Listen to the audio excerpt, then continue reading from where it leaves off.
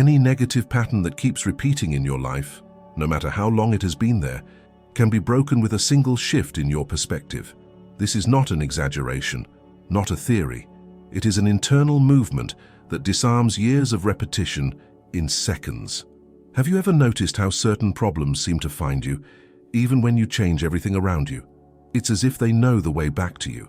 The truth is, they don't return because they're strong, but because your point of observation is still the same. And as long as your awareness keeps looking from the same angle, the storyline will repeat. But there's a crack in this system. A simple shift, almost invisible, capable of knocking any pattern off its axis and forcing reality to reorganize. It's the most silent, yet the most radical change you can make. Today you will understand what this adjustment is, why it works on a neurological and vibrational level, and how to apply it so you never again get trapped in the same stories. If you're tired of spinning in the same cycle, get ready.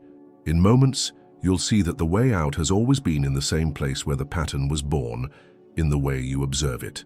What you call reality is, in truth, a selective edit of the infinite.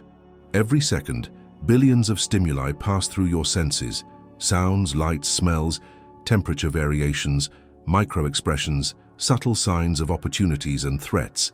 But your awareness doesn't capture it all. It chooses. And this choice is not random. It follows the script of your deepest beliefs and the focus you sustain most consistently. At the center of this process is a precise biological mechanism, the reticular activating system, or RAS. It works like the doorman of your attention, deciding which information gets in and which remains invisible. It doesn't matter if the opportunity is right in front of your face. If it doesn't match the internal map you carry, the RAS simply filters it out. This internal map is formed over years of repetition, memories, interpretations, emotions. It is the lens through which you read life. And here's the crucial point. Until the lens changes, the scene doesn't change. That's why you can travel across the planet seeking a fresh start, and soon after, find yourself living the same plot. The setting changed, the actors changed, but the mental script that decides what you see remains intact. Quantum physics offers an uncomfortable confirmation of this reality.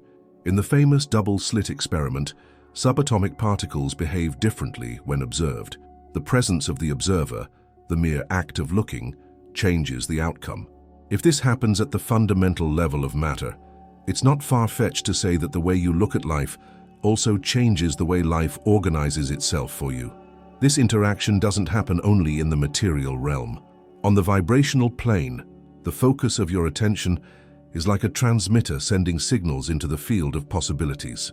Every emotion associated with what you observe, whether fear, resentment, or gratitude, is an energetic piece of data that informs which reality gains density around you.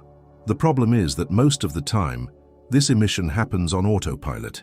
You think you're reacting to the world when, in fact, you're reinforcing old patterns with every glance, every judgment, every interpretation, loaded with the same old emotions. It's like replaying the same part of a song until it's so ingrained you no longer remember how the whole melody should sound. And here's the trap. The more you observe something, the more your brain creates neural connections to reinforce that observation. It's neuroplasticity in the service of habit, for better or for worse. The brain doesn't distinguish whether the focus is on something that expands you or something that contracts you. It only registers that this is important and expands your ability to notice more of it. Imagine your perception as a spotlight. If you constantly aim it at situations of loss, failure, or injustice, the rest of the stage remains in darkness. It's not that opportunities stop existing. You simply don't see them. And because you don't see them, you don't act on them. Because you don't act on them, they don't develop. And the negative pattern remains intact, fed by the very lack of perception. For millennia, spirituality has intuited this connection. Ancient texts speak of the mind as a fertile field, where each thought is a seed. And what you harvest depends on what you choose to cultivate. Modern science has only translated this metaphor into neurological and quantum language. But the essence remains. What you sustain in your gaze, you sustain in your life. The most challenging part is that changing your point of observation is not a mechanical act. It's not enough to say, "I'll think positive," or "I'll ignore the problem." Real shifting requires awareness and presence, a moment when you notice almost from the outside the very act of observing. It's as if for an instant you become both the spectator and the director of the scene. In that moment, the possibility of changing the frame emerges. And this change is not linear, it is vibrational. When your gaze is repositioned, something in the quality of your presence changes. The body relaxes, the breath shifts, the brain waves, adjust their rhythm. The new perspective stops being just an idea and becomes a state. And states, unlike stray thoughts, carry enough weight to shape reality. Perhaps the greatest discovery here is this. The pattern doesn't persist because you deserve it or because that's just how things are, but because your awareness still feeds it without realizing. And likewise, it doesn't dissolve because someone saved you or because fate was kind, but because there was an instant when your gaze stopped sustaining it. The single adjustment that breaks any cycle begins with this understanding. You are not a hostage to the scene you see. You are the operator of the focus. And by changing the focus, you change the plot. The rest, opportunities, synchronicities, new paths, is the natural consequence of having repositioned your gaze within the infinite field of possibilities. Imagine a vast room filled with doors. Each one leads to a completely different scenario. Abundance, healing, connection, opportunities. But there are also doors that open to repeats of old pains, fears, and frustrations. You walk through this room every day, yet without realizing it, you always choose the same doors. Not because the others are locked, but because your gaze has grown accustomed to recognizing them before the rest. The point of observation is this silent force that guides your hand to the handle of a familiar door. It is based on the internal images you have already accepted as reality. And here's an uncomfortable secret. Your whole body organizes itself to sustain this coherence. Your muscles, breathing, posture, and even the rhythm of your heartbeat fall in sync with what you expect to find on the other side. This coherence, which neuroscience calls perception-action coupling, is a marvel when aligned with expansive states. But it's a prison when coupled to limiting patterns. That's why it's pointless to try forcing new results while the angle of observation remains unchanged. The body, mind, and energy will still be tuned to the same old song. There's an old metaphor I like to recall here, that of the craftsman and the mold. The reality you experience is like fresh clay. Your gaze is the invisible mold that shapes the matter. Until the mold changes, the clay will keep taking the same shape, no matter how many times you remake it. In the vibrational field, this works like fine-tuning. Each emotion is like a color of light, each thought a sound frequency. The way you observe mixes these lights and sounds, creating a unique pattern that is projected onto the fabric of your life. When the pattern is repetitive and negative, the projection becomes a visual loop, a hologram you walk through over and over, believing it's new simply because a few small details have changed. This hologram is not fiction. It rests on two concrete phenomena, neuroplasticity and the so-called confirmation bias. The first ensures that the more you sustain a certain gaze, the easier it becomes, because the brain reinforces the neural pathways that sustain it. The second ensures you notice more easily anything that confirms this gaze, ignoring what could break the pattern. The result is that you live inside a universe filtered by yourself without realizing it. But there is a gap. It appears when you introduce, even for an instant, a gaze that doesn't fit perfectly into the old mold. It's like a crack through which light enters. The break is minimal, but enough for the system to realize there are other doors in the room. Doors you never opened because they weren't compatible with your previous vibrational pattern. Spirituality calls this a state change. It's not just about changing what you think about something, but about changing the vibration that sustains the thought. It's like replacing the water in a vase where flowers were already wilting. The change isn't in the flower itself, but in the medium that nourishes it. The most fascinating thing is that this change can begin in seemingly trivial ways. A silence held for a few seconds longer before reacting, a deep breath that reorganizes the body before deciding, a different question asked of yourself in the face of a familiar situation. These micro-adjustments are like new notes inserted into a repetitive melody. Suddenly, the music is no longer the same, and the body must reorganize to keep up.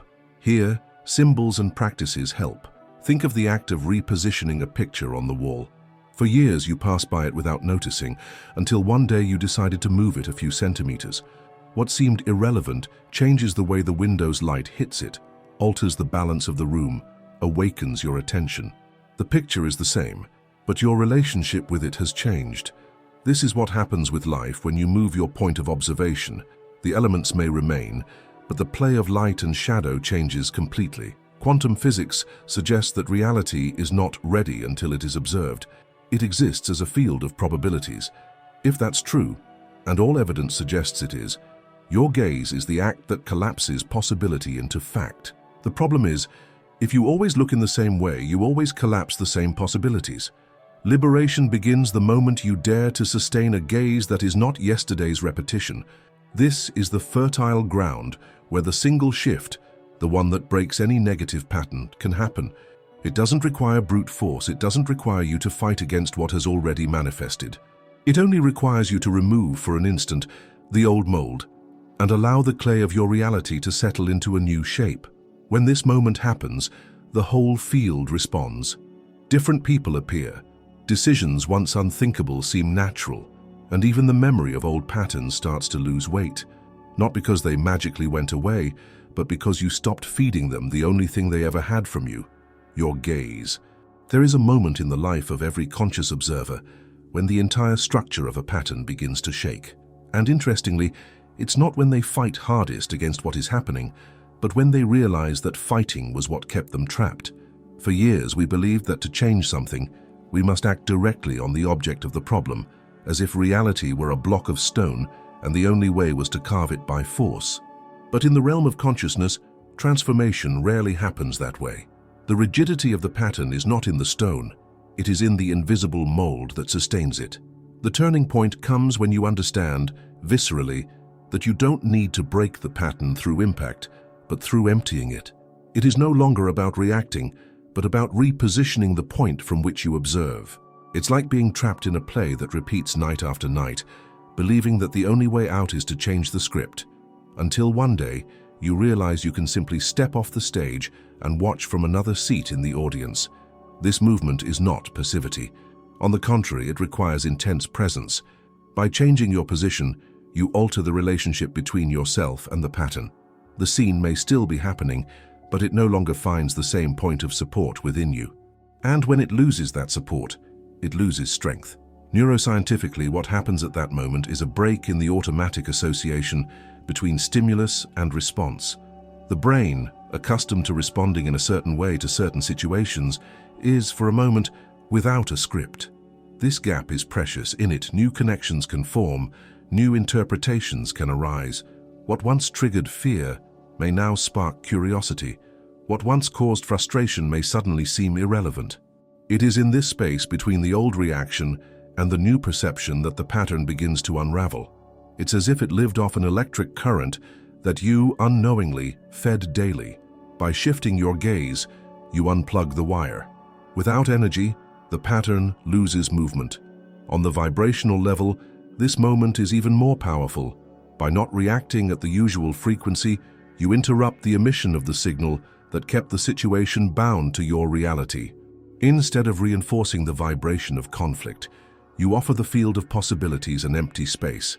And emptiness is fertile. It is the opening through which new frequencies can enter.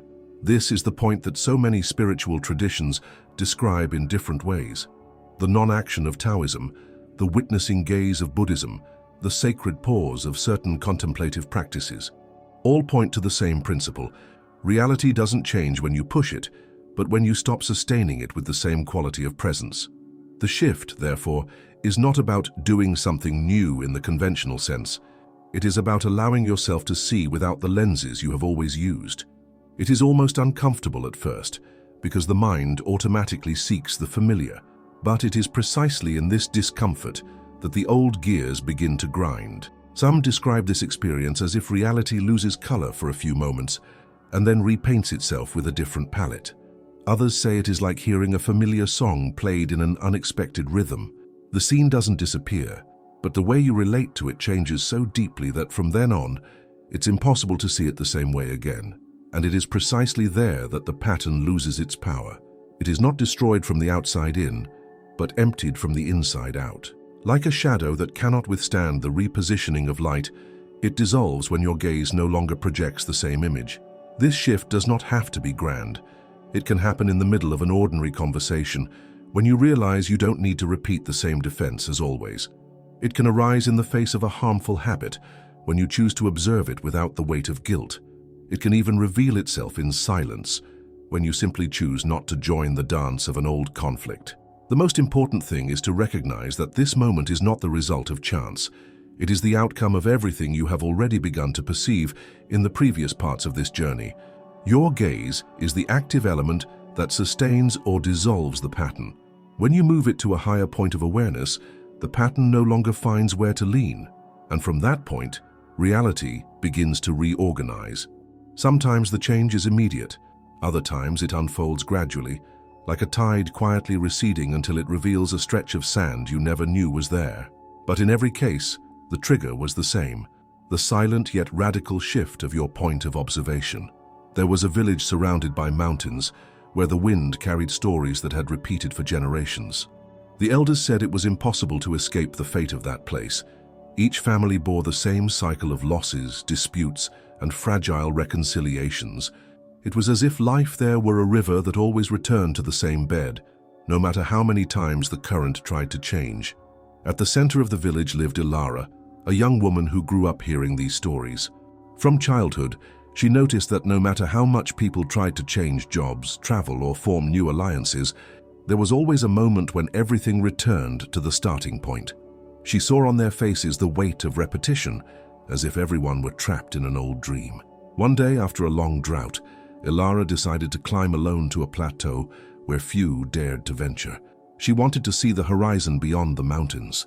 The climb was difficult, but when she reached the top, something surprised her. From there, the village looked different. The streets seemed wider, the rooftops brighter, and the river, which below seemed like a still line, revealed itself to be full of curves and tributaries that could not be seen from the ground. It was there she realized. Nothing in the village was truly stuck. It was the angle from which everyone looked that made it seem as though there was only one path. The limited view from the valley maintained the same storyline, but from above it was clear there were other possible directions. When she returned, Ilara didn't try to convince anyone with words. She simply began to act as if she already lived in a different village. When neighbors complained about the drought, she spoke of the spring she had seen hidden on the hillside. When they said trade always ended in loss, she reminded them of the routes connecting to other villages, invisible to those who only looked from the center. At first, everyone thought she was naive. They said she was denying reality. But something curious began to happen.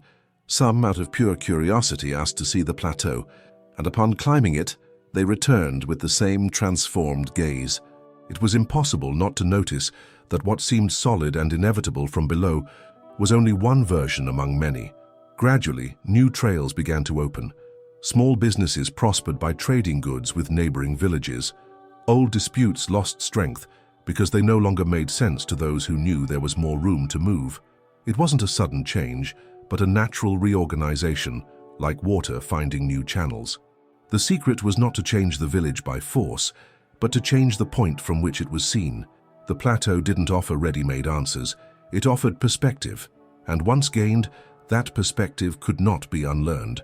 Deep down, Ilara didn't break any ancestral curse. She simply discovered that the curse was the habit of always looking from the same place. The story everyone believed to be destiny was merely the result of a narrow frame. Neuroscience might explain Ilara's journey as a break in a neural pattern, a new visual and spatial stimulus capable of interrupting automatic repetition. Spiritual traditions would say she accessed a higher place of vision where consciousness aligns with a broader field of possibilities. Both interpretations point to the same essence. When the observer changes position, reality responds. This story resonates because Ilara's village exists within each of us. The valley is the inner territory, where our old patterns walk unquestioned. The mountains are the edges of perception we have never crossed, and the plateau is the silent shift, the one that makes us see the same life with new contours. But there's an important detail. Ilara climbed alone the first time. The shift in gaze is always an intimate experience. No one can carry you to the plateau. They can show you the way, inspire you through their own change, but the climb, physical or symbolic, is yours. It is in the personal effort to change perspective that transformation takes root. And just like in the village, this change is not imposed. It spreads. A transformed gaze changes the vibration of an entire environment, even in silence. It's like lighting a candle in a dark room. The light doesn't argue with the darkness. It simply occupies space until the shadows can no longer remain. In the end, the village did not cease to be the same in geographical terms, but it ceased to be the same in the way it was lived. Because the true territory that changed was the internal one, the field of observation of each person who climbed to the plateau and, upon descending, could no longer see as before. The same happens when you access your own highest point. Life may keep the same elements, but the way they arrange themselves before you will inevitably be different. And it is from this difference that the silent breaking of any pattern is born. Talking about changing the point of observation is inspiring, but the true strength of this idea is revealed when it turns into practice. It's easy to understand intellectually that your gaze shapes reality. The challenge is in training the body and mind to truly sustain this new way of seeing. Conscious shifting is not a single act, but a state you learn to access with increasing ease. At first, it may feel fragile, like a flame the wind can quickly blow out. But with repetition and presence, this state becomes as familiar as the old patterns that once seemed inevitable. The essence of the technique is simple. Create intervals of perception in which you interrupt the automatic flow of interpretations and reposition your attention. It's like opening windows in the middle of a closed corridor to let light in.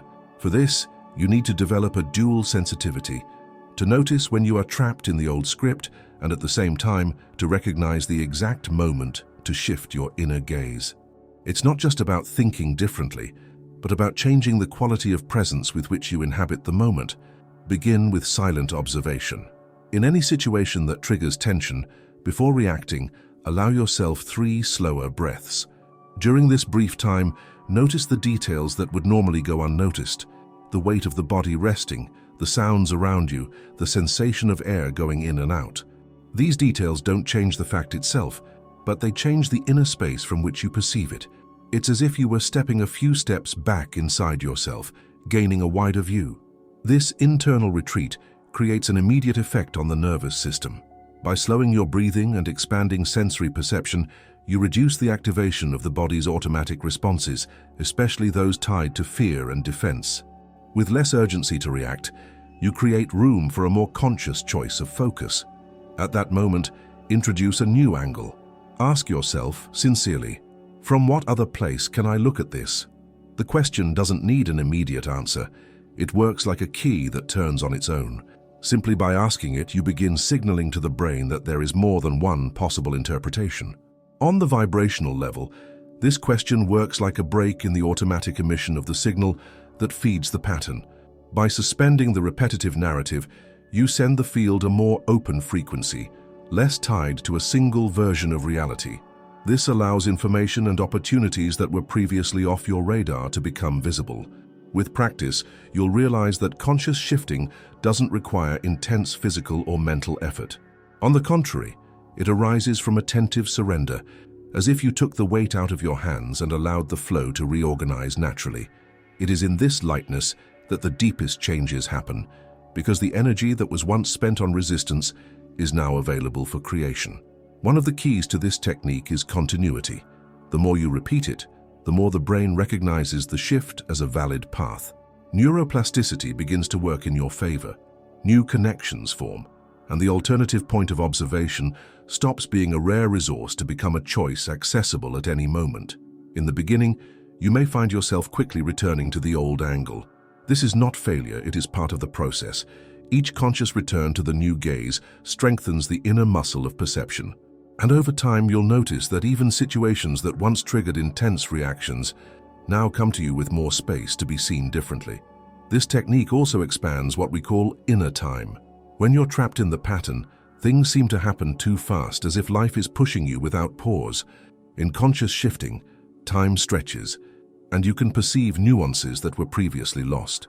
It is in this expanded time that the answers arise that don't depend on control or force, but on clarity. In the end, the exercise of conscious shifting is less about changing the situation and more about changing your position in relation to it. And as we've seen throughout this journey, when the point of observation changes, reality itself is forced to reorganize to reflect the new state. This practice, repeated daily, begins to dissolve the familiarity of negative patterns.